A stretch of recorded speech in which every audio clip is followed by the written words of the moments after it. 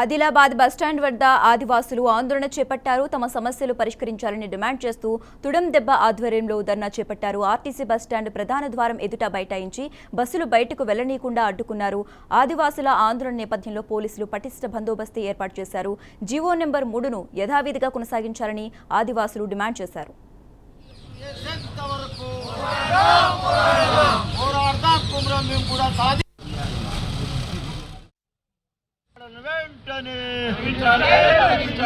తొలగించాలి ఎస్టీ జాబితా నుంచి లంబడలను వెంటనే. ఆదివాసీ హక్కుల పోరాట సమితి తుడం దెబ్బ రాష్ట్ర కమిటీ పిలుపులో భాగంగా తెలంగాణ ఏజెన్సీ బంద్కు పిలుపునివ్వడం జరిగింది. ప్రధానంగా ఎస్టీ జాబితా నుండి లంబాడాలను తొలగించాలని చెప్పేసి జీవో నంబర్ 3ను యథావిధిగా కొనసాగించాలి.